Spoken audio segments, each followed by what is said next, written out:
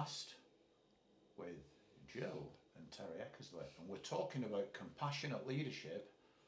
Today we're going to be talking about sustaining compassionate leadership. So it's okay thinking, right, we'll be compassionate leaders, but how do you sustain that? And I think a good key first is you can't be judgmental. You've got to be forgiving, you've got to be loving, and that's an issue with the individual, me or you, from our heart towards people. Because if you've got any judgment or bitterness or unforgiveness, then you become harsh.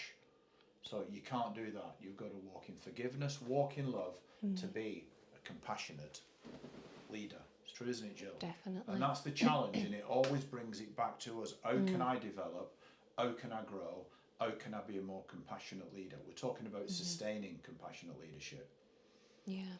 Welcome to our final episode in this series. We'll discuss how leaders can sustain compassion through their careers. We've just given a great introduction and key at first. Walking in love, not judgment, in forgiveness, and being compassionate, not harsh or judgmental. And a great quote is John C. Maxwell, the great leadership guru. People don't care about how much you know until they know how much you care. How much you care. Great quote. But better than a quote, it's a great lifestyle. People have got to know you care. We've just had a great meeting now. We've given certificates out, awards, blessed people financially, fed people, honoured them, affirmed them, and they know how much we care, because it's not just words. Words are important. Yeah. But what about if you can feed somebody? What if you can give them an honour, a certificate? What if you can encourage them and listen to them? So that's what we do. This quote of John C. Maxwell, people don't care about how much you know unless they know how much you care, encapsulates the importance of demonstrating care in leadership. We'll explore practical steps leaders can take to maintain compassion. And I think the first thing about maintaining compassion, Jill, is good work-life balance. Yes. Having rest. Because otherwise, if you're not, things tick you off quick. Yeah, it's true. And you can be harsh. Yeah. But when you're chilled and rested... It's true, yeah. Isn't it? And even as much as eating well, putting good things in your body, nutrients, not having too much stodge and sugars and caffeines and all this that'll wire you. Yeah. Self-care and self-compassion and self-love comes first. Somebody said, what's the scripture for this, Terry? I'm glad you asked. And let us consider how we may spur one another on towards love and good deeds. Consider it, think about it. How can I spur Jill on? How can I spur that person on or that person? And Jill knows I do it regularly. I'm always considering how I can spur people on. Absolutely, yeah. And when everything tells me not to do that, I'll reach out to 5 more people and spur them on. Hebrews 10:24. This calls for leaders to actively encourage and uplift their teams. Yeah. Let us consider how we can uplift our teams, people in our teams. Jill does it often. She'll get people gifts. Give them things. Say nice things. Challenge them. We challenge people tonight. Yes, you was challenged on your resistance to change factor, but look what you did when we challenged you. Absolutely. And growth only comes outside the comfort zone. Absolutely. Life lesson, strategies for sustaining compassion. Regular check-ins with people. Yeah. Open door policies, which we have, but an open door policy doesn't mean an open messaging or texting or WhatsApp policy. No. Pleasant boundaries in emergencies. Yes, if it's not an emergency, save it till we see you at the next team meeting. Absolutely. Or the next meeting. There's a couple of times a week to do that. Regular check-ins, open door policies and team building activities can help maintain a compassionate culture. That's what we do every week. We do it twice a week, 3 times, 4 times a week, but we actively do it on a Thursday night, and it's brilliant. Share a success story from a leader who implemented these strategies effectively. Go on, share something from your life, Jill, where you've implemented some of these strategies effectively. Yeah, I think, gosh, there's probably lots of times where, and it's interesting, isn't it? I was listening to something today. We can't control other people. We've tried, haven't we? We all have tried to do that, where we think, right, this person is really, you know, rah. But yeah, I think hopefully this answers this, but I was quite a young manager. Obviously, like, enjoyed helping people, supporting, but sometimes when you're new at the game, people can be a bit sneaky, and once you get to know them, they can be a bit, oh, I don't really want to do that, and you think, oh, I won't do it. Or I had one older lady, bless her, a lovely lady, but every time I showed her how to do something, she'd say I hadn't shown her, which you can imagine after a while. Well, this one day I just, yeah, I didn't take it well. And I could have actually spoken better to this lady, but I actually, it was the last straw, and I really said, you know, was very harsh with her, really. But I can remember afterwards feeling absolutely terrible and thinking that wasn't right. I shouldn't have, you know, regardless of the fact that it wasn't true, I shouldn't have been like, so anyway, I bought this lady some flowers. Good, compassion. And I came in and I apologised to this lady. Equally, I had showed her how to do these things, but I didn't have a right to be rude and angry with her because I was frustrated with the situation. I'd asked other people, does this person do this with you? No, just with me.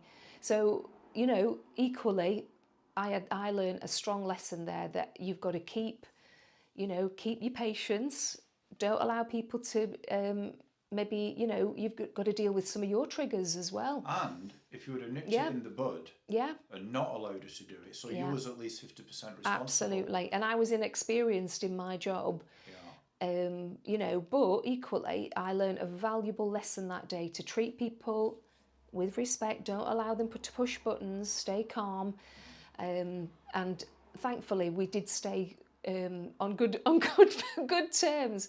But yeah, I was in my 20s then, so I learned some good lessons. That if you do blow it and you are a bit harsh, you can always remedy it by Jill took flowers, gifts, apologised.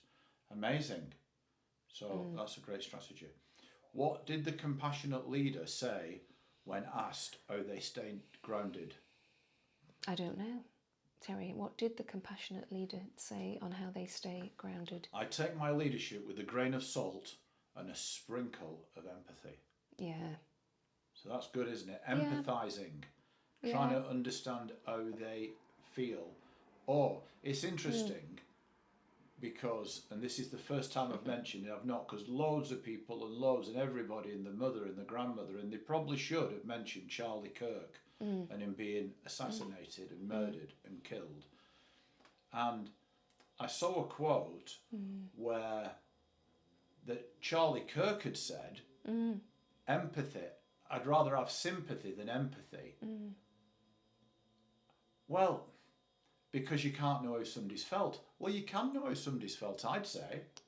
Yeah, I mean, Charlie Kirk was, somebody said, preacher of our generation. He was an apologist, somebody who doesn't apologise for the Christian faith, but articulates it well and debates it and stuff.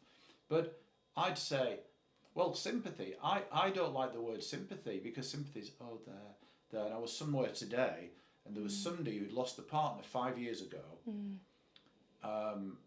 They'd sold the house, great house, swimming pool, everything. Wow. But sold the house, then moved in with somebody else and doesn't like the person now, but doesn't want to buy somewhere, won't rent somewhere because they think they're being ripped off. I said, well, what price do you put on your mental health? And what price do you put on your life and your freedom? And I said, and this, it's easier said than done. I said, well, the choice is yours. And the people I was with were so happy that I'd challenged her, and I do it empathetically because sympathy would go, oh, there, poor you, poor this, poor that, and it leaves them there. But compassionate leadership challenges people to get up and move on and do something. And I could empathise because I've been places where I don't want to live. But if I've been places where I don't want to live or I'm happy with my life, we've moved on and moved out. So that's just something that I thought about the Charlie Kirk thing. It's funny that one quote that I saw, I actually don't agree with that. I believe in empathy because you can, if you've been through something, you do know how people feel. So that's true. I think that's the empathy. difference, actually. Yeah. Because again, Charlie was only early 30s. If you've not experienced certain things in life, you can't be having empathy, which means that you feel that pain. Jill, I understand Isn't exactly it? what you're saying, and So, I've explained yeah, that. No, what I'm yeah, saying is, he did not agree with empathy. there you go. Yeah. But empathy is very real.